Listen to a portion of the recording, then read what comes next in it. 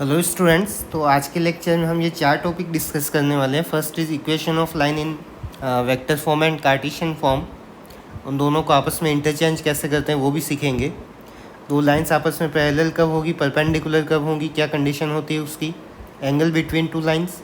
ये topic delete हो चुका है लेकिन एक कॉस थीटा का फॉर्मूला ही है तो हम उसको डिस्कस करेंगे। अगर क्वेश्चन आ जाता है गलती से तब कर पाएँ उसको। Next is shortest distance between two skew lines. दो स्क्यू लाइंस के बीच का शॉर्टेस्ट डिस्टेंस का फॉर्मूला क्या है, उसको हम वेक्टर फॉर्म में ही करेंगे। अगर कार्टेशियन फॉर्म में इक्वेशन होगी तो वेक्टर फॉर्म में चेंज करके फिर सॉल्व करना आसान रहेगा। दो पैरेलल लाइन है उनके बीच में शॉर्टेस्ट डिस्टेंस, तो उसका भी अलग से फॉर्मूला है, वो भी हम देखेंगे। तो first is equation of line. Equation of line तो फर्स्ट कैसे हमारे पास में, अगर हमें दो पॉइंट्स दे रखे हों x1, y1, z1, point b is x2, y2, z2, तब इक्वेशन ऑफ लाइन क्या बनेगा हमारा, x माइनस x1 अपॉन में x2 minus x1 equal y minus y1 upon y2 minus y1 equals to z minus z1 upon z2 minus z1। Numerator में जहाँ x1 y1 z1 लिखा है उसकी जगह पे x2 y2 z2 भी ले सकते हैं। x minus x2 upon x2 minus x1, y minus y2 upon y2 minus y1, z minus z2 upon z2 minus z1। अब इससे रिलेटेड क्वेश्चन किस तरीके के आ सकते हैं। फर्स्ट पॉसिबिलिटी है हमारे पास में, हमें दो पॉइंट्स दे दिया 1,3,2, पॉइंट b इज़ 5,0,-1। अब हमें लाइन सेगमेंट ए बी का अगर इक्वेशन पूछा है तो फॉर्मूला अपना यहाँ पे लिखो, x minus x1 upon x2 minus x1। तो फर्स्ट कोऑर्डिनेट फर्स्ट पॉइंट के रिस्पेक्ट में लेंगे तो ये बनेगा x माइनस 1 इक्वल्स टू में y माइनस 3 इक्वल्स टू में z माइनस 2। डिवीजन में x2 माइनस x1, सो 5 minus 1 4, 0 minus 3 minus 1 minus 2, so minus 3। Second case क्या पॉसिबल है, दूसरी तरीके का एग्जाम्पल क्या दिया जा सकता है। सपोज़ पॉइंट ए इज़ 1,3,2, यही ले लेते हैं। Point B is 2,0,-1, point C is 4,0,2। और यहाँ पर तुम्हें पूछें equation of line joining point A to mid point of B C के मिड पॉइंट से ए को जॉइन करने वाले लाइन का हमें इक्वेशन पूछा है। तो पहले तो बी और सी का हमें मिड पॉइंट निकालना पड़ेगा। Mid point of B C उसको अगर मैं एक नया कोऑर्डिनेट नाम दूँ, जैसे डी नोटेशन दे देता हूँ, तो पॉइंट डी मेरा क्या बनेगा, बी सी का मिड पॉइंट, सो 4 + 2/2 3, 0 + 0/2 0, -1 + 2/2, सो 1/2। तो ये तो हमें पॉइंट डी के कोऑर्डिनेट्स मिल गए। अब हमें इक्वेशन किसका फाइंड करना है, equation of line segment A D. इसको वापस ऊपर में जो फॉर्मूला देखे थे उसी से सॉल्व कर सकते हैं। सेकेंड केस क्या पॉसिबल है, अगर हमें एक पॉइंट दे दे 1,2,3, या फिर अगर जनरल फॉर्म में देखें, एक पॉइंट अगर हमें दे दिया x1, y1, z1 और लाइन का हमें एक पैरेलल वेक्टर दिया है। सपोज करो वेक्टर b जो है हमारा, जो भी हमें लाइन चाहिए उसका पैरेलल वेक्टर है। Let it is ai cap plus bj cap plus ck cap. तो हमें देखना ij कैप के स्केलर कंपोनेंट्स कौन से हैं। तो हमारा इक्वेशन बन जाएगा x minus x1 upon a, y minus y1 upon b and z minus z1 upon c। इसका एग्जाम्पल देखते हैं एक। Let point a is 1,2,3 and line is parallel to i cap minus j cap plus k cap. हमें दे रखा है कि line इस वेक्टर के पैरेलल है। तो हमारा इक्वेशन हो जाएगा x minus 1, y minus 2, z minus 3, और डिवीजन में इस वेक्टर के स्केलर कंपोनेंट्स आ जाएंगे। इसका मतलब 1, -1 एंड +1। अगर इसी लाइन का हमें अगर कार्टेशियन नहीं पूछ के अगर वेक्टर इक्वेशन पूछा जाता तो पहले पॉइंट ए का पोजीशन वेक्टर निकाल लो, that is i cap plus 2j cap plus 3k cap. अब लाइन का इक्वेशन हो जाएगा हमारा r is equals to vector O A plus में रहेगा लैम्डा टाइम्स वेक्टर बी, जो भी हमें पैरेलल वेक्टर दे रखा है वो इसके साथ रहेगा। So R is equals to I cap plus 2j cap plus 3k cap plus lambda times of I cap minus j cap plus k cap. तो कार्टेशियन से वेक्टर में चेंज करना आना चाहिए, वेक्टर से कार्टेशियन में चेंज करना आना चाहिए। कार्टेशियन से अगर वेक्टर में चेंज करना है, इसी में समझ सकते हैं x minus x1 y minus y1 और z माइनस z1। तो जो x1 y1 z1 है उनसे एक वेक्टर बना दो, प्लस में लेमडा के साथ में कौन रहेगा, जो हमारा पैरेलल वाला वेक्टर है। यही वेक्टर से कार्टेशियन में चेंज करना हो तो इससे एक पॉइंट बना दो, 1, 2, 3 पॉइंट बन गया। तो इस पॉइंट से लाइन पास हो रहा है और ये हमारा पैरेलल वेक्टर है, तो इसके स्केलर कंपोनेंट्स हो जाएंगे उस लाइन के डायरेक्शन रेशो इन कार्टेशियन फॉर्म। इसके अंदर हमें और एग्जाम्पल भी पूछे जा सकते हैं। Let a line is passing through point A 1, 3, -2 suppose and it is parallel to a second line x minus 2 upon -4 y minus 3 upon 2 z minus 1 upon 4 कि पॉइंट ए से लाइन पास हो रहा है लेकिन इस लाइन के पैरेलल है। तो दो पैरेलल लाइन के हमें पता है डायरेक्शन रेशो का रेशो सेम होता है, यानी कि जो इस लाइन के डायरेक्शन रेशो है वही हम रिक्वायर्ड लाइन के लिए भी लिख सकते हैं। So our required line will be x minus 1 y minus 3 z plus 2 और डिवीजन में सेम वही डायरेक्शन रेशो लिख सकते हैं -4, 2 एंड 4। तो ये हमारा नया लाइन का इक्वेशन मिल गया। नेक्स्ट एग्जाम्पल पूछा जा सकता है। Let point A is 0, 2, 4 and line is perpendicular to plane x minus 4y plus 3z is equals to 2 कि पॉइंट ए से कोई लाइन पास हो रहा है, ये पॉइंट ए है मेरा, इस पॉइंट ए से कोई लाइन पास हो रहा है, it is perpendicular to a plane. इस प्लेन के लाइन जो है परपेंडिकुलर है, तो प्लेन का जो नॉर्मल वेक्टर होगा वो इस लाइन के क्या हो गया आपस में पैरेलल। इसका मतलब लाइन जो है पॉइंट ए से जो लाइन हमारे पास हो रहा है लाइन एल, वो नॉर्मल वेक्टर एन के पैरेलल है। तो फिर से नॉर्मल वेक्टर के जो डायरेक्शन रेशो होंगे वही हमारी लाइन के डायरेक्शन रेशो भी होंगे। नॉर्मल के डायरेक्शन रेशो कहाँ से आते हैं, प्लेन की इक्वेशन में एक्स वाई जेड के जो कोफिशिएंट है 1, -4 एंड 3, तो ये प्लेन के नॉर्मल के डायरेक्शन रेशो बने। इसका मतलब वही हमारी लाइन के भी डायरेक्शन रेशो होने वाले हैं। So since line is perpendicular to plane and so line is parallel to normal vector, so direction ratios of line are 1, -4 and 3। इसके बाद हम लाइन का इक्वेशन लिख सकते हैं। So equation of line passing through a लिखने से अच्छा है हमेशा लिख दिया करो इक्वेशन ऑफ लाइन रिक्वायर्ड, तो वो अपने आप सारा स्टेटमेंट इंक्लूड हो जाता है उसमें। सो x minus 0 y minus 2 z minus 4 division में आ जाएगा 1, -4 एंड 3। तो लाइन की इक्वेशन हमें किन किन फॉर्म में पूछी जा सकती है वो सारा हमने डिस्कस किया है। नेक्स्ट टॉपिक है हमारा, एक और एग्जाम्पल देखते हैं जैसे कि बुक में दे रखा है।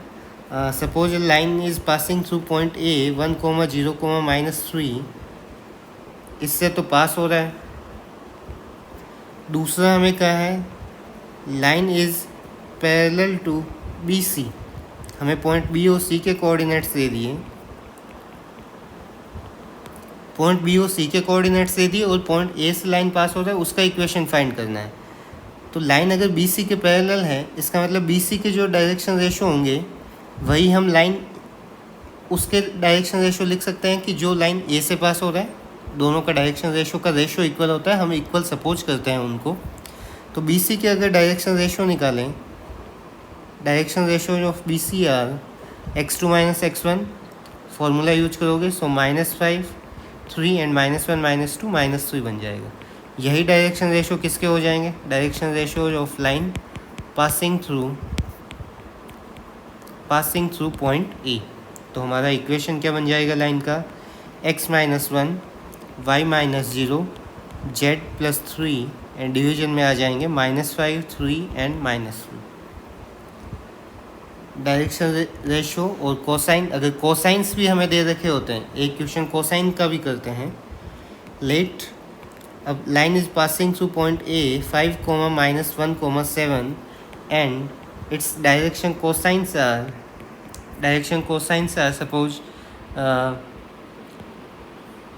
1, 0 and 0। डायरेक्शन कोसाइंस दे रखे हैं तो वहाँ तो हमें कंडीशन भी होनी चाहिए कि L² + M² + N² 1 होना चाहिए, ऐसा दे ही रखा होगा हमें। अब इसका इक्वेशन बनेगा x - 5 y + 1 = z - 7। अब यहाँ पर हम सोचें डिनोमिनेटर में आने चाहिए डायरेक्शन रेशो, हमें डायरेक्शन कोसाइंस दे रखे हैं तो एक रिलेशन याद होना चाहिए तुम्हें, L/A = M/B = N/C। Direction ratio का कोसाइंस के साथ रेशो हमेशा इक्वल होता है, तो यहाँ पे ABC भी लिख सकते हो, डिवीजन में LMN भी हो सकता है, तो लाइन बन जाएगा, डिवीजन में आ जाएगा 1, 0 एंड 0। नेक्स्ट एक और एग्जांपल देखते हैं, अगर वेक्टर फॉर्म में दे रखा है। Suppose a line is passing through point A and whose position vector is given by I cap plus j cap plus k cap and it is parallel to some vector b which is equals to 5 I cap minus 7 j cap plus 4 k cap। तब तो हमारा equation of line बहुत आसान हो जाएगा। r is equals to O A plus lambda times of vector b। जिस point से pass हो रहा है उसका पोजीशन वेक्टर लिखे और यहाँ पर साथ में रहेगा lambda times of 5 I cap minus 7 j cap plus 4 k cap। उस पैरेलल वेक्टर का कंपोनेंट पूरा साथ में लेमडा के साथ आ जाएगा। कभी क्वेश्चन में ये भी आ सकता है कि write the vector form of equation of line and then convert it into the Cartesian form. तो अगर वो करना है तो यहाँ पर r को हम चेंज कर देंगे x I cap plus y j cap plus z k cap के अंदर, यहाँ रह जाएगा I cap plus j cap plus k cap plus में lambda times of 5 I cap minus 7 j cap plus 4 k cap। इस vector को left side में लेके आ जाओ तो ये बनेगा x - 1 I cap plus y - 1 j cap and plus z - 1 k cap और इक्वल में हमें मिला है lambda of 5 I cap minus 7 j cap plus 4 k cap। अगर करस्पॉन्डिंग पार्ट्स को अगर हम यहाँ पे इक्वल रखते हैं तो हमें मिलेगा x - 1 is equals to 5 lambda, y minus 1 is equals to minus 7 lambda, z minus 1 equals to 4 lambda। So x minus 1 upon 5 is equals to y minus 1 upon minus 7, it is equals to z minus 1 upon 4। और ये सभी किसकी value है, lambda की value, तो ये Cartesian form में भी चेंज कर सकते हो। इसके बाद नेक्स्ट है हमारा दो लाइन्स आपस में पैरेलल कब होंगी और परपेंडिकुलर कब होगी।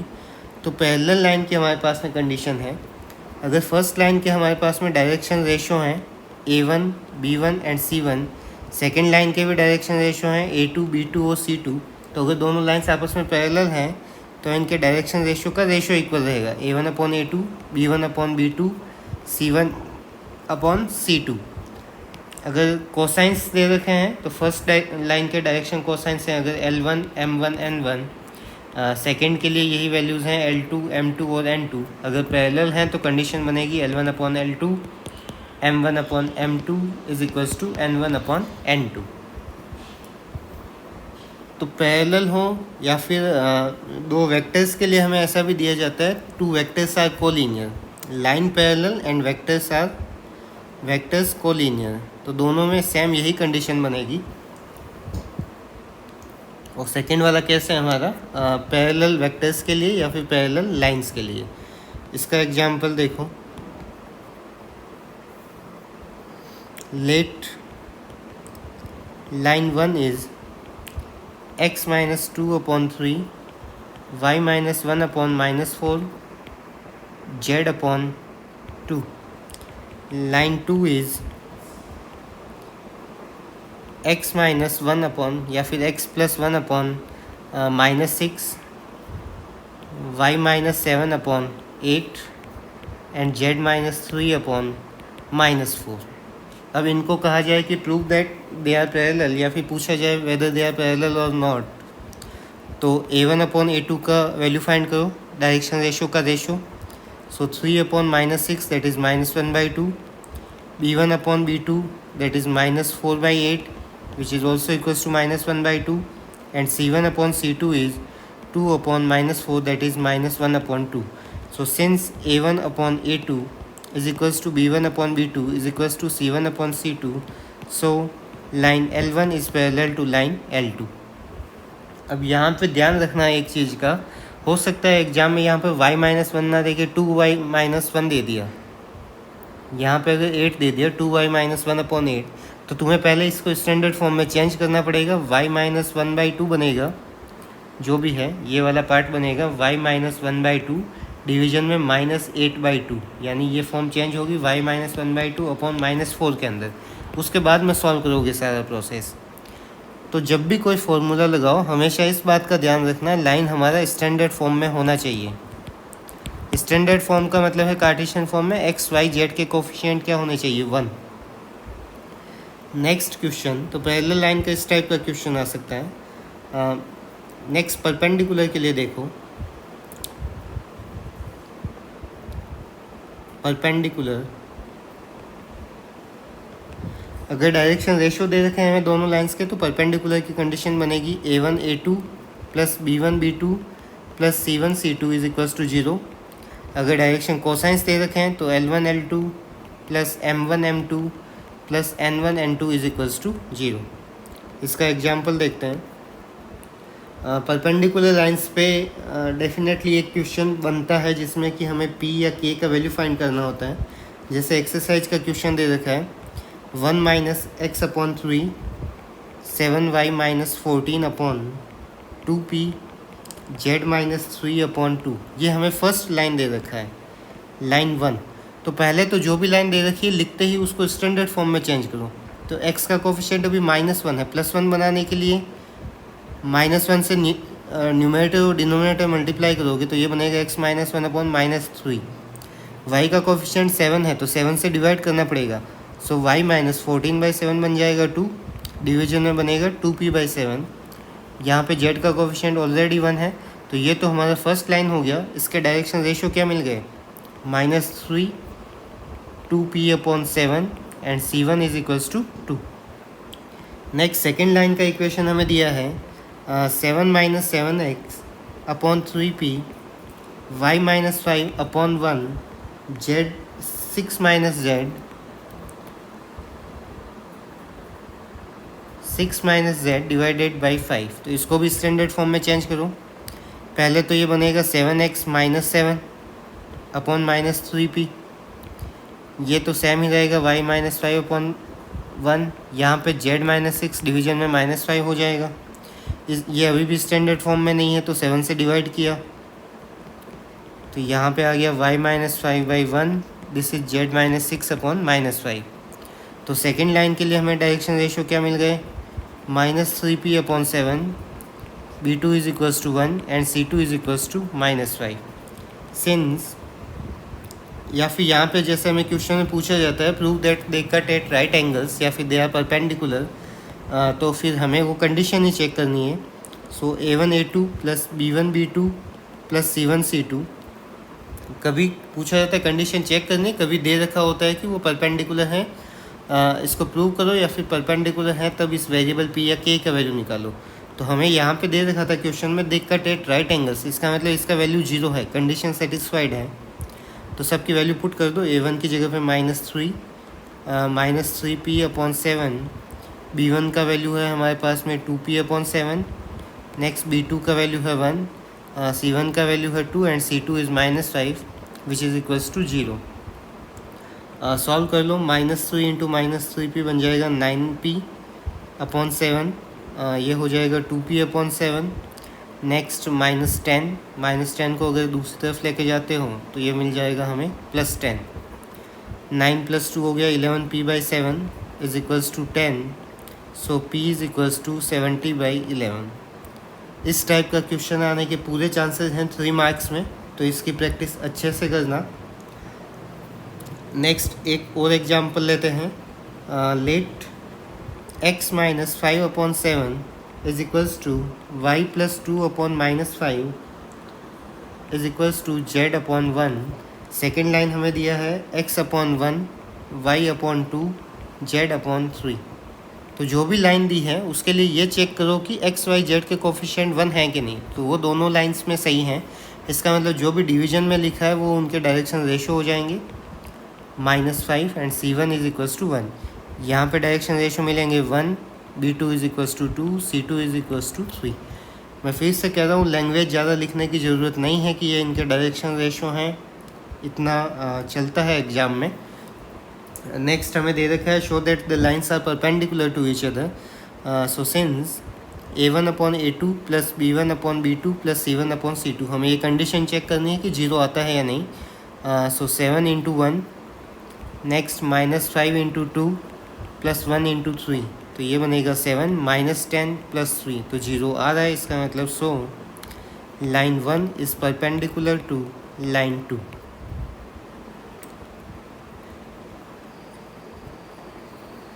नेक्स्ट हमारा टॉपिक है सपोज को लाइन्स हमें वेक्टर फॉर्म या कार्टेशियन फॉर्म में हमें दे रखी है और हमें एंगल पूछा जाए।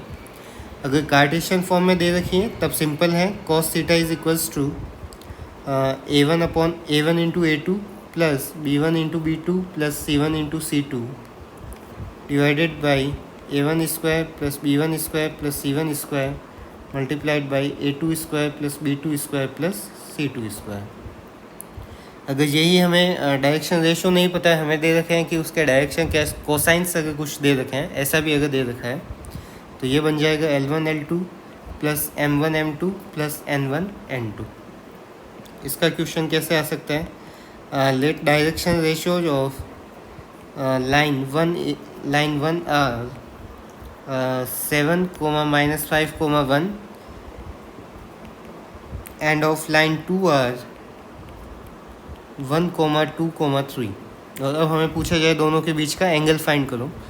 सो cos theta will be equals to, ये डायरेक्शन रेशो दे रखे हैं हमें दोनों के लिए, पहले से बोल रखा है। तो A1 into A2 7 × 1 next -5 × 2 next 1 × 3 और डिवीजन में हमारा रहने वाला है root of A1 square plus B1 square plus C1 square.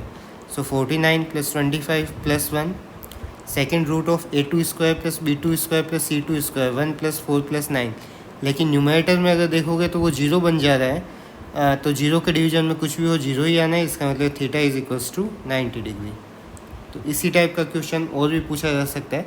हो सकता है डायरेक्शन कोसाइंस दे दे और फिर cos थीटा का फॉर्मूला पूछे तुम्हें, या फिर थीटा पूछा जाए फिर एंगल।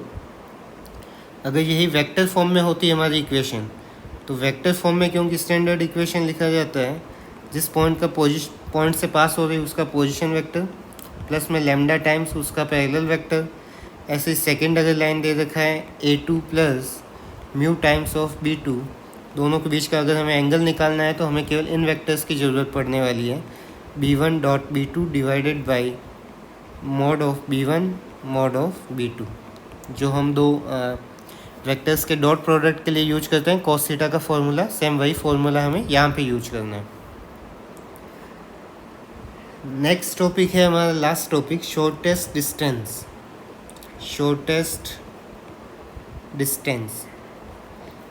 इसके लिए मेरा कहना है कि कार्टेशियन फॉर्म के जो भी हमें दे रखा हो लाइन का, उसको वेक्टर फॉर्म में चेंज कर लो। वेक्टर फॉर्म में दिया है तो और अच्छी बात है।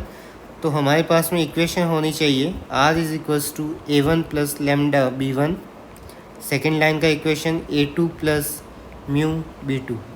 फॉर्मूला हमारे शॉर्टेस्ट डिस्टेंस का बनता है A2 minus A1 dot B1 cross B2 divided by mod of B1 cross B2। A2 minus A1 dot B1 cross B2 upon mod of B1 cross B2। Suppose हमें दो lines दे रखी हैं, एक example करते हैं इसका। लेट, क्योंकि हमें उसको जितना जल्दी हो सके उतना करने की भी कोशिश करना है। Let line 1 is R is equals to I cap plus J cap plus lambda times 2I cap minus J cap plus K cap. Second line is R equals to 2i plus j cap minus k cap plus mu times 3i minus 5j cap plus 2k cap. तो यहाँ पे ये हमारा vector a1 हो गया, ये vector b1, ये वाला vector a2 and vector b2। हमें किस किस की वैल्यू चाहिए, a2 माइनस a1, b1 और b2 का क्रॉस प्रोडक्ट। तो पहले a2 माइनस a1 का वैल्यू निकाल लो। a2 माइनस a1 क्या बनेगा, 2i minus i cap, next 0j cap minus k cap. तो ये हो गया हमारा i cap minus k cap. Next b1 cross b2 का वैल्यू हमें चाहिए होगा, तो b1 क्रॉस b2 का वैल्यू डिटर्मिनेंट से फाइंड करो।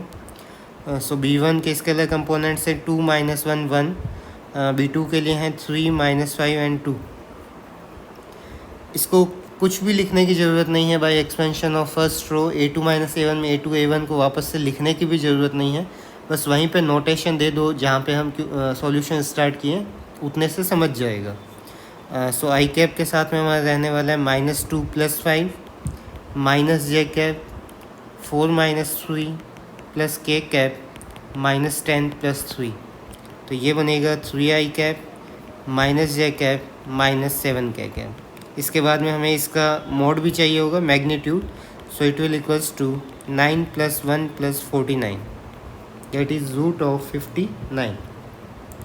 सो शॉर्टेस्ट डिस्टेंस यहाँ पे एग्ज़ाम में फ़ॉर्मूला लिखना ही, फ़ॉर्मूला लिखोगे तो फ़ॉर्मूला का भी आधा नंबर मिलता है। स्टेप वाइज मार्किंग होने वाली है। a2 minus a1 dot b1 cross b2 divided by mod of b1 cross b2। Magnitude क्यों लगा रहे हैं d के लिए, क्योंकि पॉजिटिव वैल्यू चाहिए हमें, डिस्टेंस है तो आई कैप माइनस के कैप और इस वेक्टर b1 क्रॉस b2 का यहाँ पे डॉट प्रोडक्ट लिखना है, तो डायरेक्ट लिख सकते हो। So 3 minus 0 plus 7 divided by root of 59, that is 10 upon root 59। तो क्वेश्चन 4 मार्क्स में भी आ सकता है ये वाला, लेकिन देख रहे हो कि आधे पेज से भी ज़्यादा पेज नहीं भरा है हमारा। तो अगर स्टेप वाइज चलोगे तो क्वेश्चन जल्दी भी सॉल्व होगा। वहाँ पे तुम्हारे पास टाइम वैसे भी शायद कम रहने वाला है, क्योंकि मैथ्स का पेपर लेंथी ही आएगा। नेक्स्ट एक और एग्जांपल देखते हैं। यहाँ पे हमें दो पैरेलल लाइंस दे रखी है और उनके बीच का शॉर्टेस्ट डिस्टेंस पूछा है। So r is equals to I cap plus 2j cap minus 4k cap plus lambda times of 2i cap plus 3j cap plus 6k cap. Second line is equals r is equals to 3i cap plus 3j cap minus 5k cap plus mu times 2i cap plus 3j cap plus 6k cap. तो यहाँ पर दिख रहा है first line का जो parallel vector है वही सेकेंड लाइन के लिए भी है। अब क्वेश्चन में चेंज क्या कर सकता है थोड़ा सा, अगर इसको कॉम्प्लिकेटेड बनाने के लिए सेकेंड वेक्टर को वो लिख के दे सकते हैं तुम्हें 4i cap plus 6j cap plus 12k cap. अब यहाँ पे वेक्टर अलग अलग दिख रहे हैं, लेकिन इस वेक्टर में से अगर 2 को कॉमन निकाल लें तो ये बनेगा 2 mu 2i cap plus 3j cap plus 6k cap. अब 2 म्यू को एक नया कांस्टेंट t ले सकते हो, 2i cap plus 3j cap plus 6k cap. तो ये जो अब लाइन मिला है वो उस फर्स्ट वाली लाइन के पैरेलल ही है, ये पैरेलल वेक्टर ही मिला है। तो पहले हमेशा देखना कि दोनों वेक्टर्स जो दे रखे हैं दोनों लाइंस के पैरेलल वेक्टर क्या वो सेम है या नहीं। अगर सेम वेक्टर हैं तो यहाँ पर हमें शॉर्टेस्ट डिस्टेंस का फॉर्मूला लगाना है, लेकिन फॉर 2 पैरेलल लाइंस, और पैरेलल लाइन के लिए शॉर्टेस्ट डिस्टेंस का फॉर्मूला हमारा होता है parallel vector with cross product a2 minus a1। जो हमारा a2 माइनस a1 था उसका b के साथ में क्रॉस लेना है, या फिर इसको ऐसे भी लिख सकते हो a2 minus a1 cross b divided by mod of b। तो वहाँ पे हमारा फॉर्मूला था a2 minus a1 dot b1 cross b2। तो b1 और b2 का क्रॉस करते तो हमें एक वेक्टर ही मिलने वाला था। तो यहाँ पर उसकी जगह हमारा केवल रहेगा एक वेक्टर b, और उसका हमें करना है a2 माइनस a1 के साथ में क्रॉस, डिवीजन में रहेगा magnitude of b। So first a2 minus a1 find कर लो. a2 minus a1 is 2i cap plus j cap minus k cap. इसका b के साथ हमें क्रॉस करना है. सो a2 minus a1 cross b. Determinant के फॉर्मूला से सॉल्व करो. आई कैप जे कैप के कैप. a2 माइनस a1 के स्केलर कंपोनेंट्स हैं 2, 1 एंड -1. वेक्टर b के लिए हैं 2, 3 एंड 6. डिटर्मिनेंट को सॉल्व करोगे. आई कैप के साथ में मिलेगा तुम्हें 6 + 3 9. जे कैप के साथ में रहेगा 12 + 2 14. एंड के कैप के साथ मल्टीप्लाई में रहेगा 3 2 या 6 -2 4. नेक्स्ट फॉर्मूला यूज करो direct. Mod of a2 minus a1 cross vector b divided by mod of vector b. तो इसका वैल्यू हमें मिल गया था 9i cap minus 14j cap plus 4k cap. Division में magnitude of vector b that is 4 + 9 + 36. So अब numerator वाले vector का भी हमें मैग्नीट्यूड निकालना है. सो स्क्वायर रूट ऑफ 81 + 14 का स्क्वायर हो जाएगा तुम्हारे पास में 196. 4 का स्क्वायर हो जाएगा 16. डिवीजन में है रूट ऑफ 49. तो डिवीजन में तो बन गया 7. न्यूमरेटर में 81 + 196 + 16.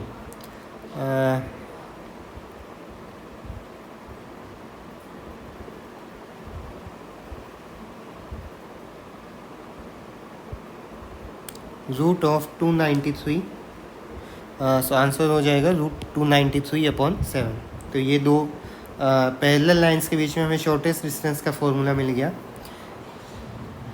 फिर से मैं कह रहा हूँ शॉर्टेस्ट डिस्टेंस सबसे इम्पोर्टेंट टॉपिक है.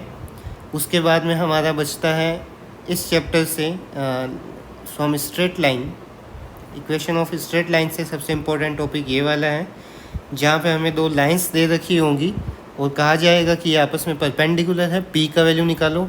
हो सकता है ऐसा कहा जाए कि दोनों एक दूसरे को राइट एंगल पे कट कर रही हैं, तब p का वैल्यू निकालो. ऐसा भी कहा जा सकता है the parallel vectors of these two lines are orthogonal. Orthogonal का मतलब भी परपेंडिकुलर है. तो ऑर्थोगोनल दिया हो, परपेंडिकुलर दिया हो या फिर राइट एंगल दिया हो, तीनों का सेम मीनिंग है. तीनों केस में हमें यही कंडीशन लानी पड़ेगी. a1/a2 + b1/b2 + c1/c2 = 0. और इस क्वेश्चन में अक्सर गलती होती है क्योंकि यहाँ पे हम x, y और z के कोफिशिएंट जो हैं देखते नहीं हैं. डायरेक्ट डिनोमिनेटर को हम a1 b1 c1 ले लेते हैं या फिर a2 b2 c2. तो हमेशा पहले लाइन को स्टैंडर्ड फॉर्म में चेंज करो. 1 - x दिया है तो उसको x - 1 लिखो. x - x1 की फॉर्म में, y - y1 की फॉर्म में एंड z - z1 की फॉर्म में. उसके बाद जो x, y, z के कोफिशिएंट होंगे वही हमारे उसके बाद में जो डिनोमिनेटर में आ जाएगा वो हमारे लिए direction ratio of that line बनने वाले हैं. इसके अलावा एक क्वेश्चन यहाँ पे मिसलेनियस एक्सरसाइज का भी हमारे पास में होने वाला है. लास्ट क्वेश्चन डिस्कस कर रहे हैं.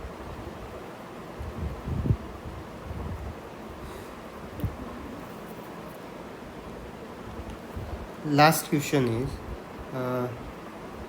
let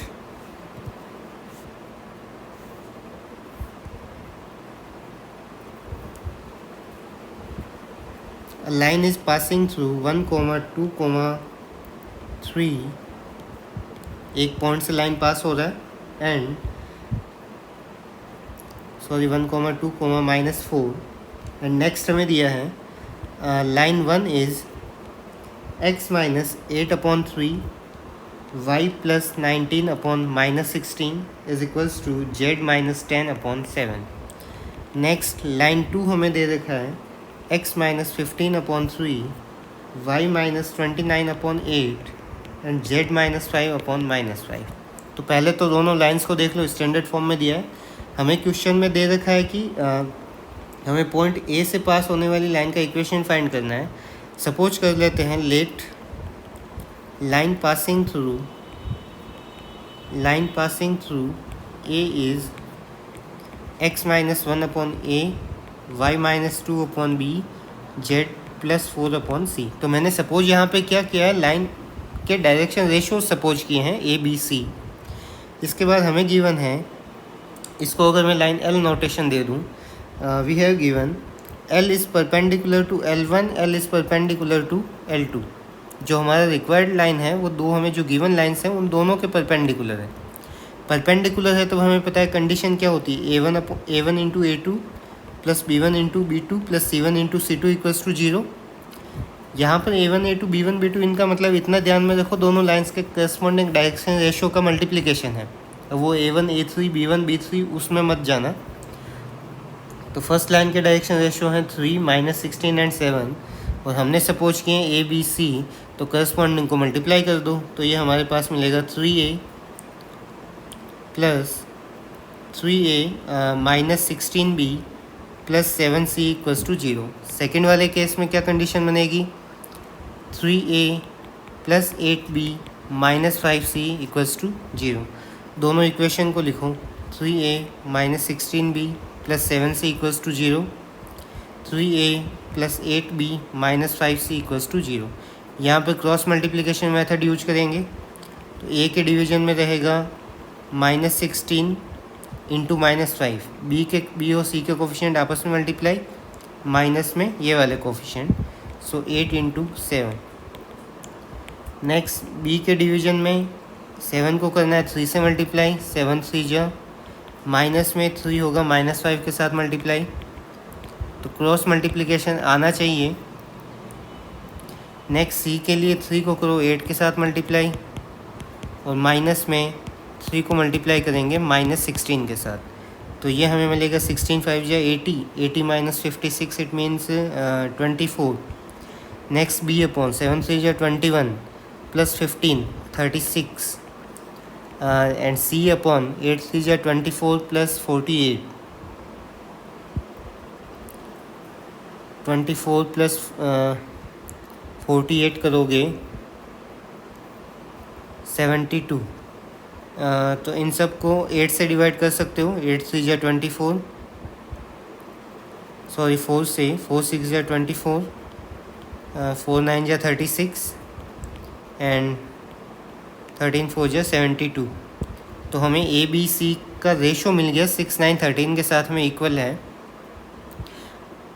ये सब लैम्डा के इक्वल होंगे, इसका मतलब ए का वैल्यू हमें मिल गया 6 lambda, B is equals to 9 lambda and C is equals to 13 lambda. इन वैल्यूज़ को हमारा जो इक्वेशन था उसके अंदर पुट कर दो, ये वाला इक्वेशन।